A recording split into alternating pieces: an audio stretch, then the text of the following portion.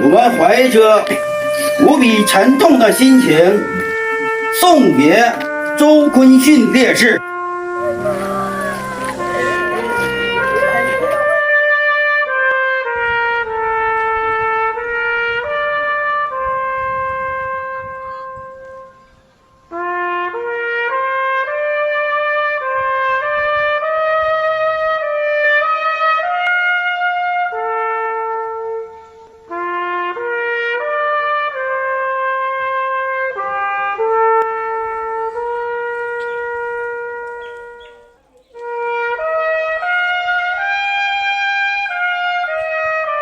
今天飞机上有一位特殊的旅客，他是在舒兰市防汛救灾一线壮烈牺牲的周坤训烈士。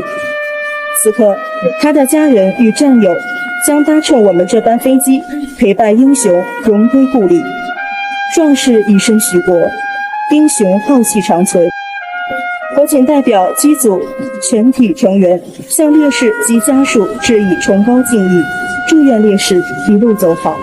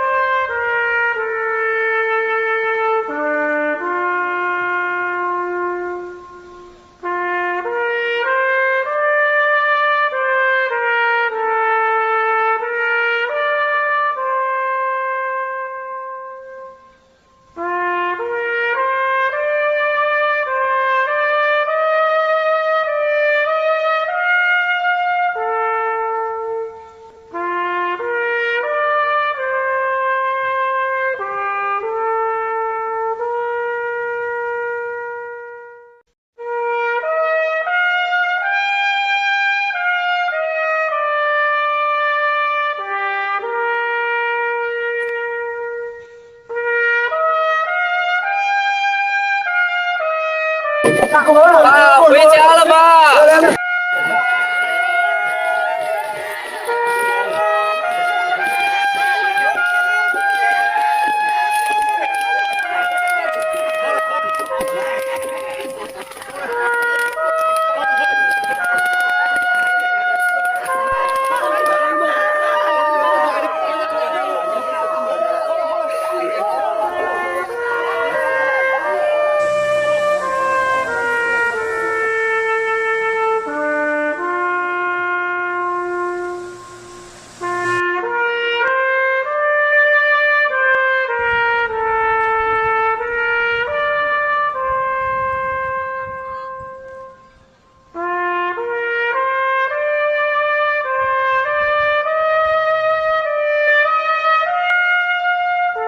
烈士致敬，一鞠躬，再鞠躬，三鞠躬。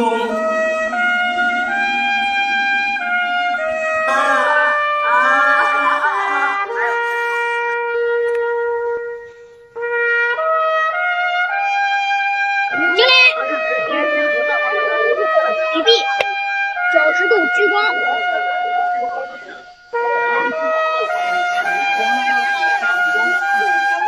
我知道他是在一次抗洪救灾，然后车子翻到河里面去了，他大声地对同志喊他会游泳，不要管他，但是一阵激流把他和同志冲散了。当时是后半夜2点多，瞅着瞅就一个车就是过来了，咱什么颜色没看着，完直接下水里，车没了你报案呢，肯定过是过不去啊。说你这好干部啊，你这干部你上哪儿找去？有事还是人民子女真上啊。就是苞米就全没了，飞机啥的各种救援的人，你全在这里找，往下整这个苞米上压的东西，走到跟前了。发现的，这政委来救灾来了，这把命扔这儿了，那谁不感动啊？这事儿。作为人武部政治主管，我要更加自觉，以身作则，努力前行，以干在前头的扎实行动。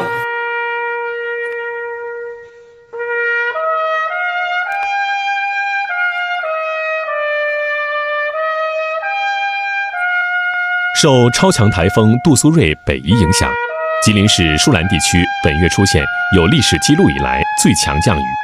8月3号，舒兰市人武部接到上级抢险救灾命令，周坤训紧急带领2支民兵救援分队赶赴灾区，连续奋战15小时，转战130余公里，始终坚守在受灾最严重、险情最严峻的地段。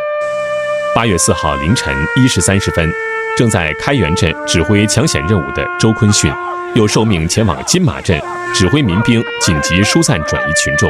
突遇山洪，他乘坐的指挥车被急流掀翻，卷入洪水中。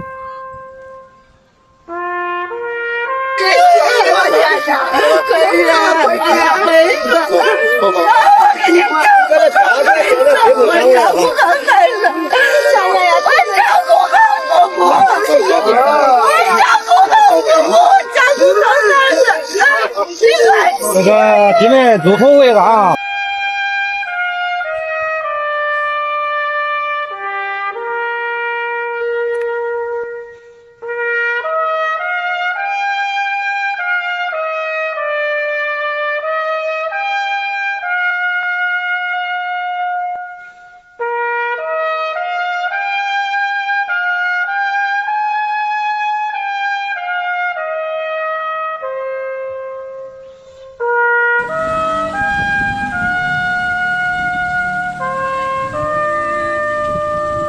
他是军人，他这么做也是应该的，为了国家的利益、人民的利益，冲到前边是应该的。我爸爸作为一名军人，为了保护国家的财产和人民的安全，他英勇牺牲了，我感到十分的心痛，同时也是替他感到骄傲。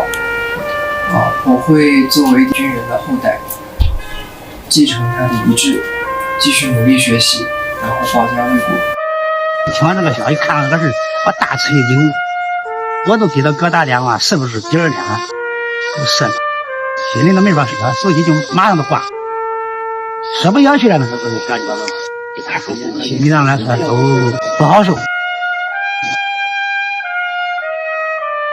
到明州，然后听说了我送他，当然不通班车，到曲安站，带1、2个小时路程。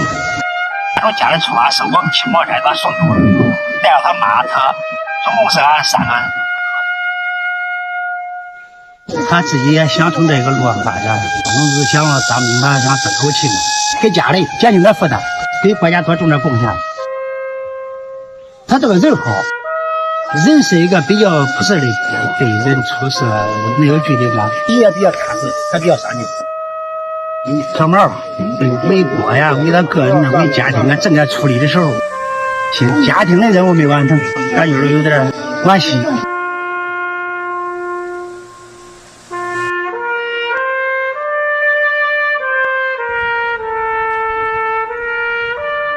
周坤训烈士骨灰在河南省确山县竹沟革命烈士陵园安葬，在烈士故里，当地群众纷纷走上街头，送英雄最后一程。